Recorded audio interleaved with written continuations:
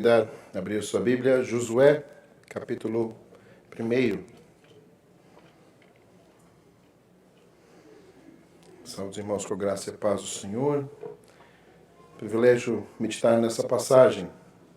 Josué, capítulo 1.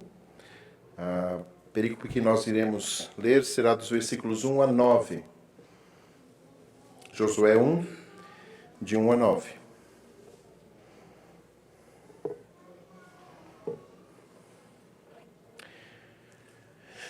Assim diz a palavra do Senhor. Sucedeu depois da morte de Moisés, servo do Senhor, que este falou a Josué, filho de Num, servidor de Moisés, dizendo: Moisés, meu servo, é morto. Dispõe-te agora, passa esse Jordão, tu e todo este povo, a terra que dou aos filhos de Israel.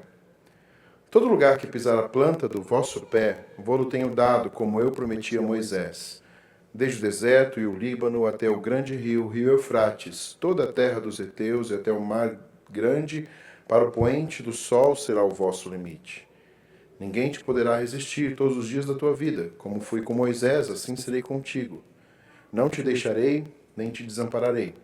Sê forte e corajoso, porque tu farás este povo herdar a terra que sob juramento prometi dar a teus pais. Então somente ser forte e muito corajoso, para teres o cuidado de fazer segundo toda a lei que meu servo Moisés te ordenou. Dela não te desvies, nem para a direita, nem para a esquerda, para que sejas bem-sucedido onde quer que andares. Não cesse de falar desse livro da lei. Antes, medita nele dia e noite, para que tenhas cuidado de fazer segundo tudo quanto nele está escrito. Então farás prosperar o teu caminho e serás bem-sucedido. Não te mandei eu? Sê forte e corajoso. Não temas, nem te espantes, porque o Senhor teu Deus é contigo por onde quer que andares. Peço que você, meu irmão e minha irmã, ore mais uma vez comigo.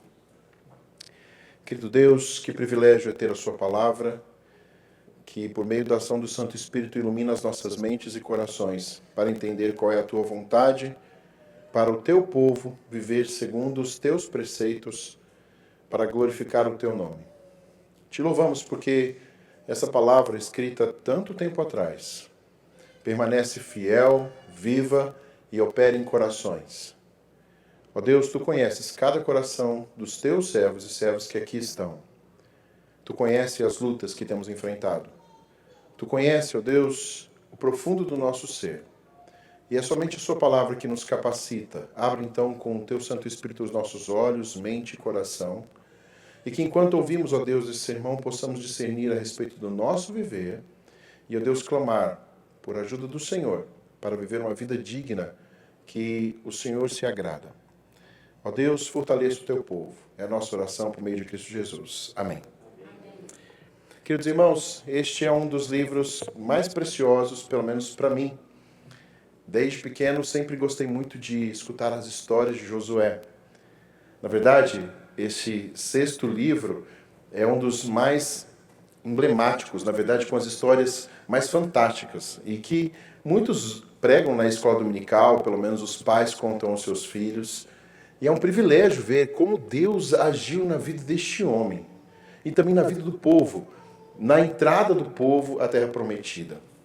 Mas esse livro também é um dos mais usados por muitas denominações neopentecostais. Muitos e muitos textos aqui são utilizados para esta teologia da prosperidade. E boa parte da teologia da prosperidade está aqui com relação a estes feitos, como se esses feitos fossem acontecer conosco. Em especial, dos versículos 1 a 9, que acabei de ler, são usados de uma forma muito categórica por muitas igrejas que não colocam a centralidade naquilo que é necessário ter a centralidade nesse texto. Lembremos que o autor deste livro é Josué, só que ele não completa o livro. Como curiosidade aos irmãos, ele foi o autor, um servo de Deus, chamado especialmente por Deus, que substituiu Moisés, só que o finalzinho dele possivelmente foi escrito por Eleazar, filho de Arão. E ele é maravilhoso, porque ele fala a respeito de história, ele fala a respeito de falhas, e muitas falhas no decorrer da história, mas um Deus agindo através dos seus servos. Fala de compromisso. Ali, queridos, tal como Moisés tem um homem que no final da sua vida diz: eu e minha casa serviremos ao Senhor. Aqui há um norte para vidas e para a igreja do Senhor. E nessa noite, queridos, eu queria com vocês meditar nesses 9 primeiros versículos a respeito de coisas pertinentes à profundidade desse texto para a nossa vida. Muitos usam esse texto aqui para dizer: você tem desafios na sua vida e você vai passar o Jordão. Creia e tenha fé, você vai passar. Muitos vídeos você pode encontrar no YouTube com relação a isso. Mas não é a respeito disso que eu quero trazer aos irmãos. Em primeiro lugar, queridos, eu quero trazer 4 pontos aqui concernentes a esta passagem para a minha vida e a sua vida. E o primeiro ponto é olhar para Josué. Josué era apenas um servo, escolhido por Deus. Josué era aquele... A gente muitas vezes olha para Josué como fosse um jovem, mas ele já era um senhor de idade, quando assume aqui a função de governar, de cuidar do povo. Possivelmente mais de 80 anos. Josué tinha aqui nessa idade quando foi chamado para tomar a posse de Canaã. Então, que maravilha vermos aqui um senhor de idade com vigor, é claro, dado por Deus, mas um senhor de 80 anos indo dirigir o povo para se apropriar da terra prometida. Josué, ele nasceu no Egito. Josué estava ali dentre aqueles que clamaram ao Senhor por livramento. Josué viu um senhor de idade aos 80 anos junto do seu irmão serem instrumentos de Deus com 10 pragas sobre o Egito, enquanto ele era ali escravo. Josué estava naquelas casas quando os umbrais estavam cheios de sangue e o anjo da morte passou e ele viu o livramento do seu povo. Josué estava ao lado de Moisés durante toda a caminhada. Queridos, Josué era um homem como eu e você, mas era um homem que estava ao lado de Moisés. Josué era o pastor auxiliar de Moisés durante aqueles 40 anos no deserto. Josué era um combatente. Não havia exército, mas foi um dos primeiros a tomar a frente. Era um homem de raça, era um homem forte. Enquanto Moisés estava estendendo as suas mãos lá no monte com os seus 2 que levantavam ali, sustentando a sua mão, ele estava lá em combate, liderando o povo contra os amalequitas. Josué, meses depois de sair, alguns dias certamente depois dessa luta, Josué e Caleb foram e ficaram certamente muito tempo andando por toda a região de Canaã, vendo gigantes, vendo fortes, vendo cidades fortificadas. Mas ele voltou e disse: vamos entrar. Enquanto 10 dos outros espias disseram: não, é impossível entrarmos aqui. Ele permaneceu fiel ao lado de Moisés. Ele viu a construção do tabernáculo, ele permaneceu sempre ao lado de Moisés. Mas 40 anos se passaram. Moisés, depois, chega ali na planície, aonde certamente aquela planície de Moabe, frente a Jericó, e antes disso, Josué certamente foi o comandante que derrotou os 2 reis amorreus, Og e Bazã, que estavam ali naquela região dos amorreus, e dois grandes reinos foram derrotados, e Josué estava à frente. Mas Deus agora chama Moisés para si. Incumbe este homem. Gente, é um homem que teve que lidar com muitas lutas durante 40 anos. Mas é um homem que precisou ser chamado pelo Senhor e foi a ele dito: ser forte e corajoso. A experiência, a idade que ele tinha, não lhe faziam aptos a estarem ali, senão o Senhor o chamar e o capacitar. O livro de Josué também, queridos, ele fala a respeito não de um homem bem-sucedido. Nós vemos, e se você estudar todo o livro, você vai ver que Josué várias vezes precisou ali ser chamado perante o Senhor. Houve uma falha muito gritante no meio da caminhada. Lembram daquele episódio com Acã? Lembram daquele episódio depois, na verdade não com Acã, propriamente com os gibeonitas, quando ele não consulta o Senhor? 400 anos depois, quando os gibeonitas são mortos por Saul, Deus lembra daquilo que acontecera com Josué, do trato que ele fez com os gibeonitas, e preservando os gibeonitas, mas 400 anos depois, quando Saul mata boa parte dos gibeonitas, o Senhor relembra de Josué capítulo 6. Josué não foi capaz de incentivar todo o povo a destruir todos os povos ao redor. Ele foi fiel com aquela sua geração, mas a geração posterior dos seus filhos foi infiel ao Senhor. Queridos, terminando esse primeiro ponto, Josué era apenas um servo como eu e você, falho e carente da ação total de Deus em sua vida. O livro de Josué não fala a respeito só de vitórias, mas fala de um povo que estava à mercê de um Deus poderoso que os guiava. E se não fosse a ação de Deus, queridos, Josué jamais teria essas vitórias, sequer jamais passaria do Jordão para a terra prometida. Esse livro, queridos, ele então, quando nós encaramos de fato quem é Josué, ele é como eu e você, apenas um servo chamado pelo Senhor, mas capacitado pelo Deus vivo. Nós, queridos, não estamos numa luta como Josué, propriamente. Ele foi chamado como Moisés para ser Josué, aquele que entrou na terra prometida e tomou posse daquela terra. Mas ele era um servo, chamado como eu e você somos chamados, sim, para um embate neste mundo, para servir o Deus bendito. Mas nós somos falhos, como Josué. Nós somos carentes da sua mão. E todas essas histórias escritas aqui, de todos aqueles que são os pais da fé, os homens verdadeiros, a cada um deles nós vemos falhas. Abraão, Isaque, Jacó, José, Josué, Davi e tantos outros. Mas são servos, chamados por Deus. E que privilégio, nos primeiros versículos nós vemos, quando Moisés se fora, o Senhor disse, Moisés, meu servo é morto, dispõe-te agora e passa este Jordão, tu e teu povo, para a terra que eu dou aos filhos de Israel. Queridos, para encerrar esse primeiro ponto, somos servos inúteis, mas temos um Deus que capacita estes servos. Um Deus que nos chama.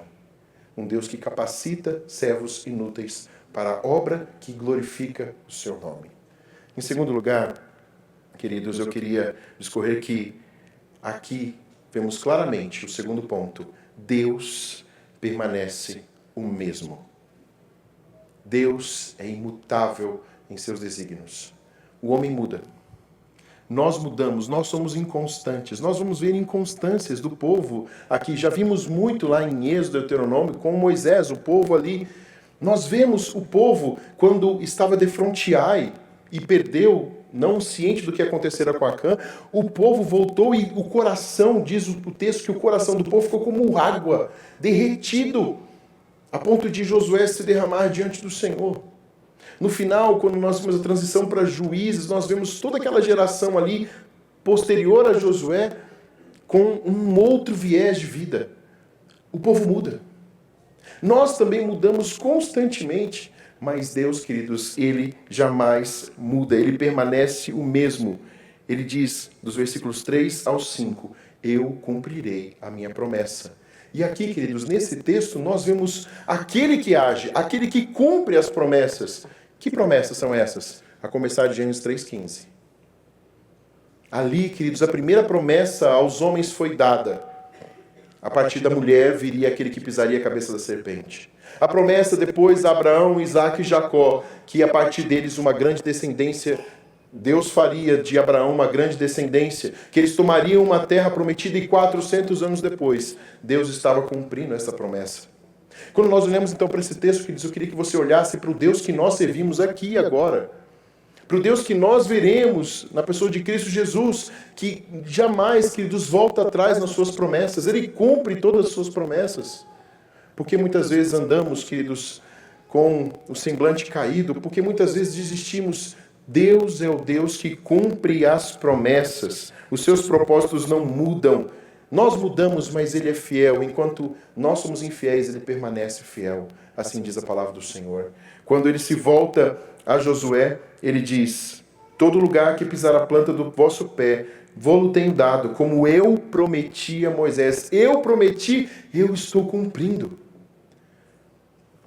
Desde o deserto do Líbano até o grande rio do Eufrates, toda a terra dos heteus e até o mar grande, para o poente do sol, será o vosso limite. Ninguém te poderá resistir todos os dias da tua vida, como fui com Moisés. Assim serei contigo, não te deixarei, nem te desampararei.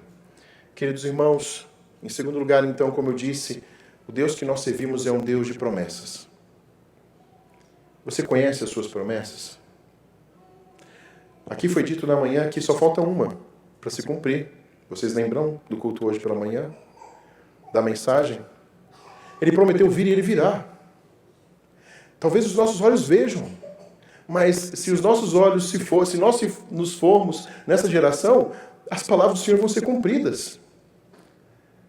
O Senhor prometeu que todo o seu rebanho vai vir e vai ouvir o pastor e vai vir a ele.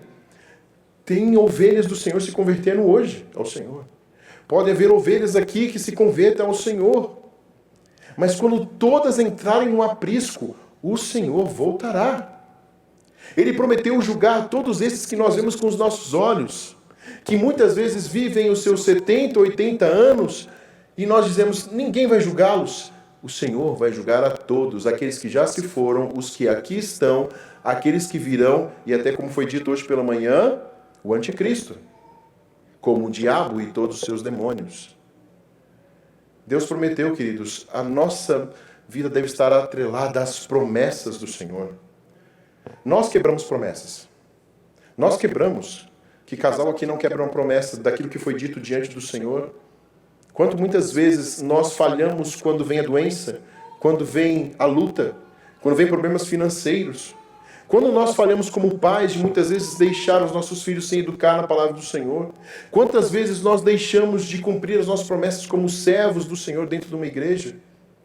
Quantas vezes nós prometemos servir ao Senhor com vigor, cuidar uns dos outros? Nós quebramos promessas. Nós quebraremos promessas, mas Deus não. O Deus que nós servimos, queridos, é um noivo perfeito, que vem em resgate daqueles que quebram promessas. Vocês lembram de Oséias? Nós somos como aquela prostituta. Nós, queridos, recebemos tudo do Senhor. O Senhor nos acolhe, o Senhor nos dá um nome, o Senhor restaura a nossa sorte e depois nós voltamos para o prostíbulo. E Ele vem em nosso resgate mais uma vez. E Ele volta a nos resgatar. Aqueles que o Senhor deu ao Filho jamais serão lançados fora. Essa é a promessa dos Deus vivo, querido. E nós precisamos viver de acordo com estas promessas. E quando Deus prometeu, nós muitas vezes não enxergaremos com os nossos olhos todo o cenário. Deus prometeu, queridos, aqui limites, e é interessante que muitos liberais questionam até mesmo esta passagem dizendo, Deus não cumpriu isto aqui, porque os limites aqui traçados são longínquos. Salomão chegou muito perto disso. Mas, queridos, Deus prometeu aqui uma terra prometida ao povo. O povo foi infiel ao Senhor. O povo foi infiel ao Deus vivo, não obedecendo. Mas Deus disse, eu darei esta terra a vocês. E quando então, lá no período de Davi conquista, ele chegou ali no auge da conquista da terra prometida. Mas logo depois Salomão quebrou, quando não havia paz, as promessas e o reino foi dividido. E nem com Jeroboão II, que conseguiu grandes limites até lá perto, lá do rio Eufrates, queridos, havia ainda idolatria e eles perdiam tudo. Mas Deus continuou sendo fiel, porque a promessa da vinda do Filho se cumpriu. E a promessa da volta do Filho vai se cumprir.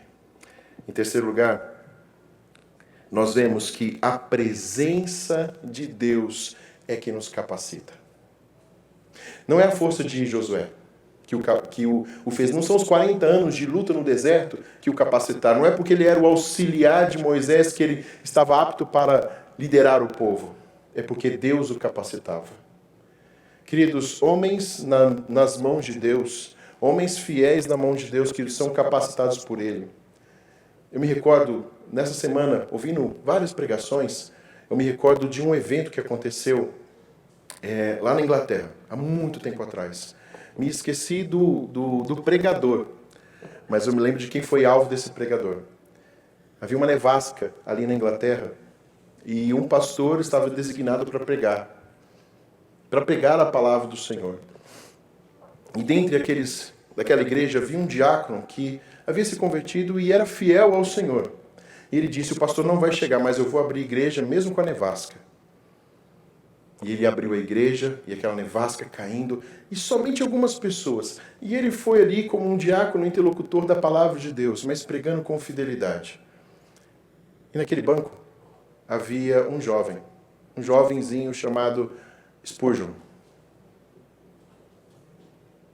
que foi alcançado com a pregação de um diácono, não de um grande pregador, mas porque um pequeno servo, daqueles que Jesus disse que nós veremos de conhecer muitos e muitos que não têm nome, mas que foram fiéis ao Senhor, porque foi capacitado pelo Deus vivo, pregou a este jovem, que depois se tornou conhecido como o príncipe dos pregadores, que com ousadia pregava o evangelho de baixa depressão, quando a sua esposa teve os gêmeos e ficou incapacitado toda a vida na cama.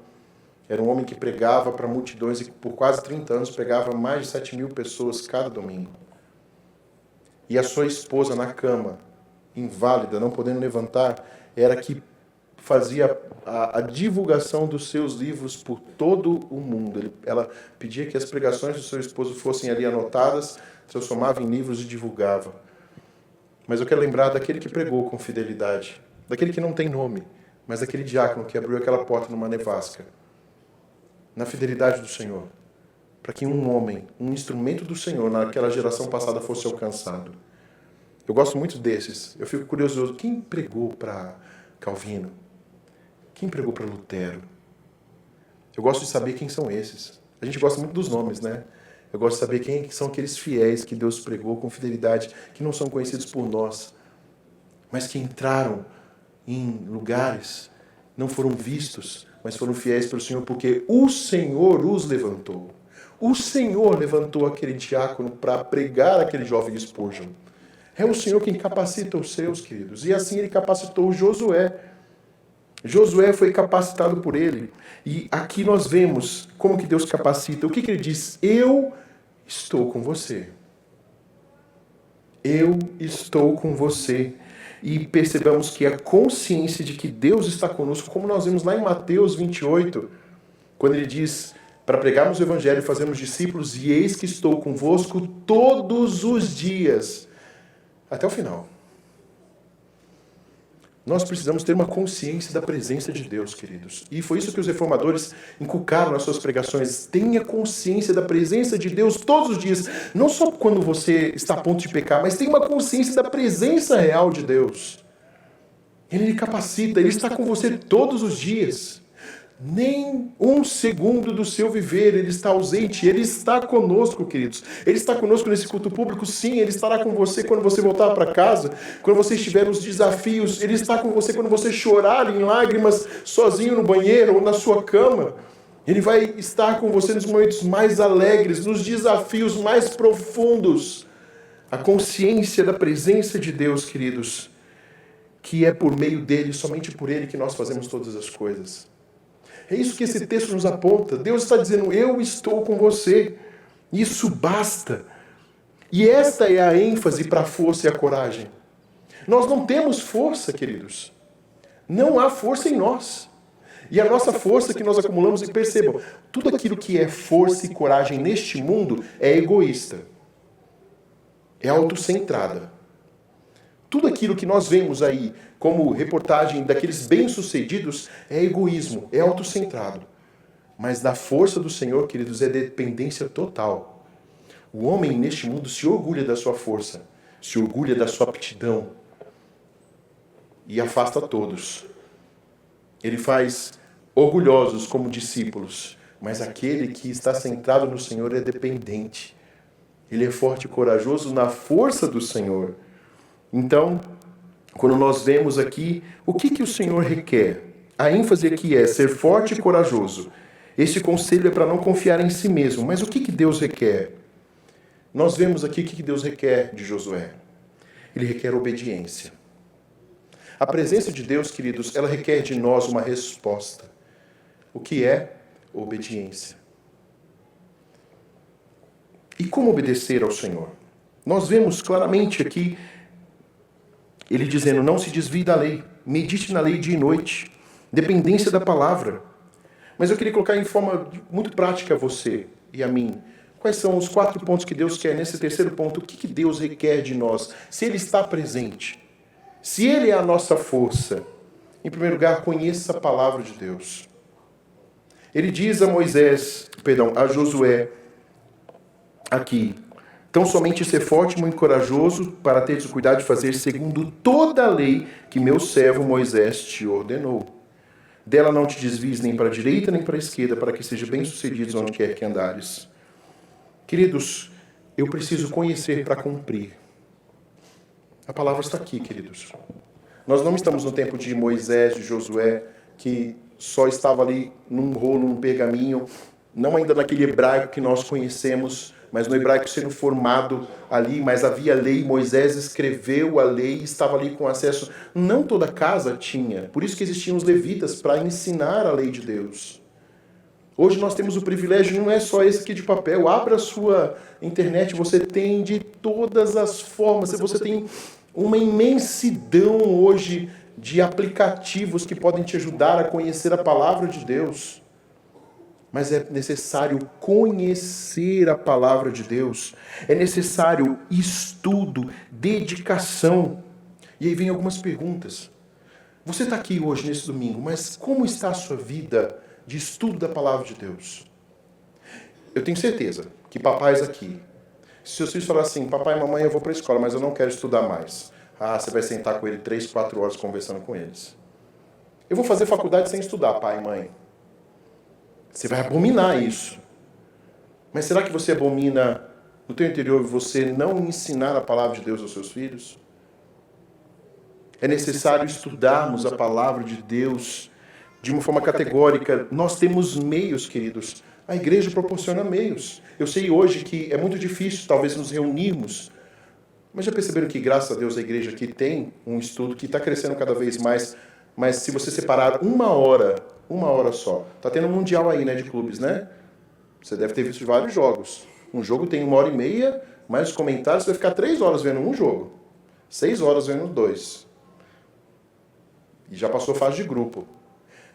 Internet, Netflix e tudo mais. Quanto que é uma série? 50 minutos. Um estudo uma vez por semana aqui, da Confissão de Fé, ou então do livro de Salmos que começamos, é 1 hora você dedicando para estar lá online. Não é necessário você sair de casa. Às vezes na transição do seu carro, você pode ligar lá. Como está o teu coração em querer estudar a palavra de Deus? Oséias diz claramente, é por falta de conhecimento que o povo perece. A gente tem um grande teólogo, e o maior teólogo de todos. Só que ele é o grande falso profeta, que é o diabo. Ele conhece a Bíblia muito mais do que eu e você, e te conhece também. Ele sabe de todos os gaps da sua vida, todos os buracos da sua vida, tudo que faz você cair. E quando você se estuda e aplica, ele vai te tentar. Ele vai tentar fazer você esquecer disso. O teu coração é pior que o diabo ainda. Se aplique em estudar a palavra de Deus. Foi isso que Josué disse. Deus disse a Josué, eu estou com você, mas estude a palavra. Em segundo lugar, fale da palavra de Deus. Fale da palavra. Por isso que ele diz, não cesses de falar desse livro da lei. Antes medita nele de noite, para que tenhas cuidado de fazer segundo tudo quanto nele está escrito. Queridos, quando a palavra de Deus está em nós, nós falamos dela. Quando você estuda, você vai aproveitar o momento. Então eu queria que você fosse muito claro. A gente está terminando hoje, amanhã, o primeiro semestre. Em esses 6 meses, quantas vezes você falou de Cristo para alguém?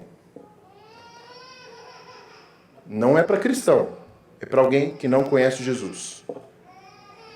Quantas vezes você falou na sua escola, faculdade, para os seus amigos, para os seus familiares sobre Cristo? O que está, queridos, aqui no nosso coração vai ser o nosso tesouro. O que é o nosso tesouro é onde está o nosso coração. Se a palavra de Deus está aqui, nós falamos do Senhor. Numa fila de banco, apesar que quase ninguém vai para a fila de banco hoje, né? Mas num restaurante, alguns vão, né? Alguns vão, é verdade. Mas no hospital, exatamente. Me permita compartilhar rapidamente, o irmão da minha mãe, o Almir, meu tio, Está passando por uma luta muito grande, hemodiálise. Conversando com a mamãe, ele disse das dores e tudo mais. Mas rapidamente ele disse assim, é uma oportunidade agora. Sentado 3 vezes por semana para falar de Cristo para pessoas que talvez não iriam para a igreja. Sentadas ali, é oportunidade para falar a respeito do Senhor. Às vezes Deus nos coloca em dificuldades para falar, mas nós precisamos falar. E é isso, queridos, que vemos em Josué. Josué sempre está falando com Deus e a respeito de Deus. Porque é a sua consciência de que Deus está presente.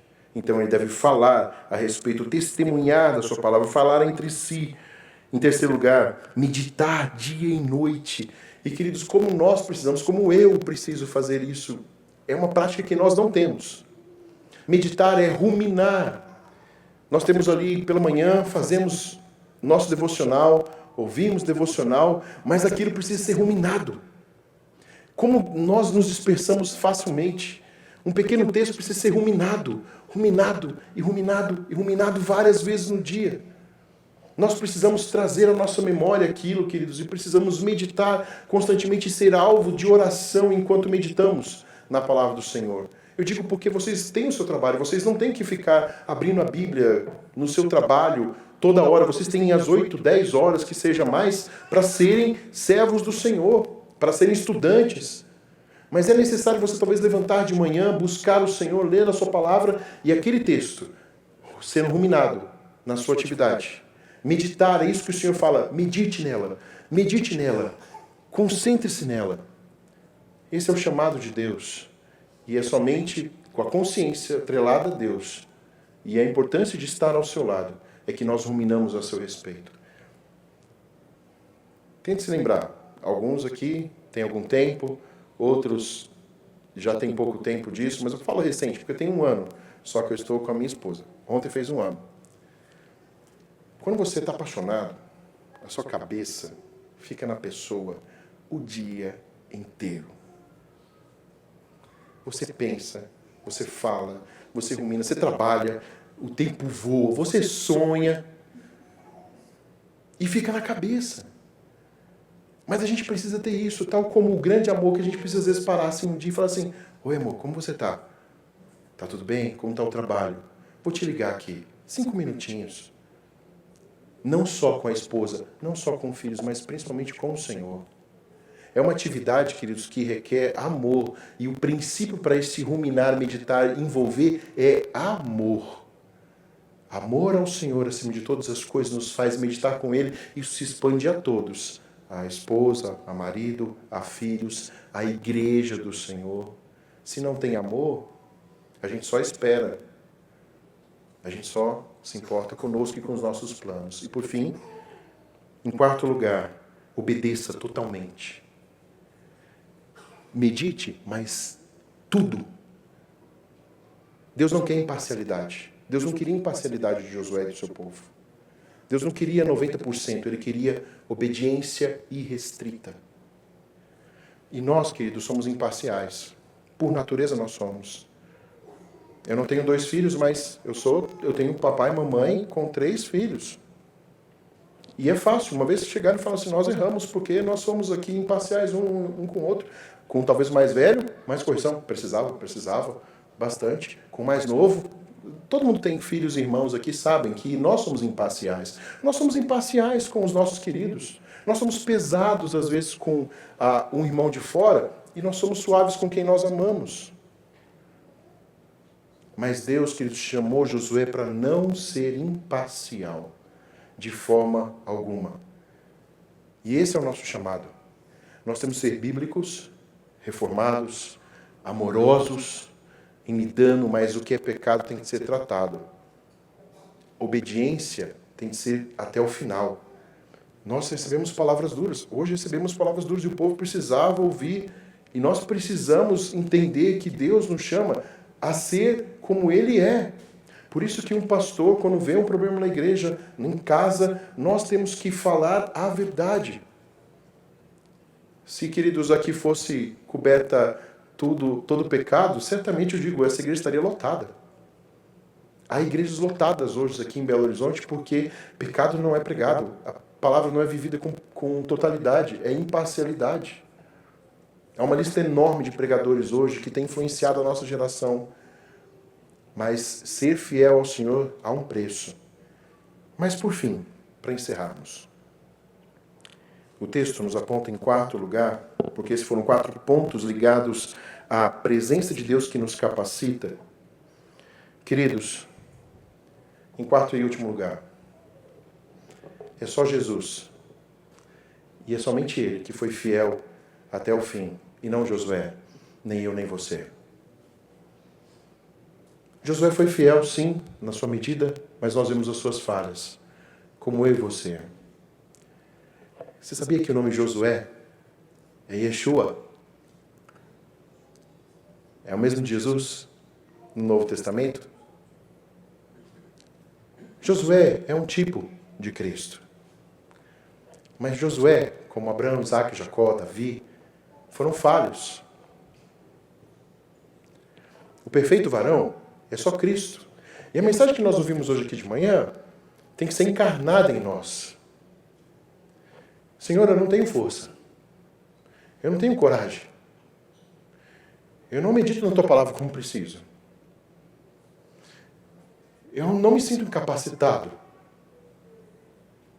Eu sou uma tragédia. Aqui está minha vida, diante do Senhor. Assuma. Senhor, me restaure. Eu não consigo dar um passo sequer. Nenhuma vitória sequer se não for pelo Senhor.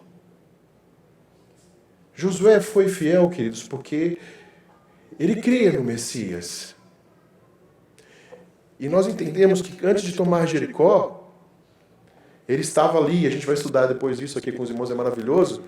O anjo do Senhor estava sobre ele, ali na frente, antes de tomar Jericó. Tira a sandália dos seus pés. Ele ali adorou, ele disse, eu vou à frente. Nenhuma vitória de Josué foi por causa da sua mão, mas porque o Senhor estava à frente. Mas um versículo anterior a isso, o que o povo fez quando cruzou o Jordão? Ele fez 2 coisas, e agora eu vou encerrar. Ele, depois de 40 anos, pela primeira vez, circuncidou todos os homens. E pela primeira vez, depois de 40 anos, realizou a Páscoa.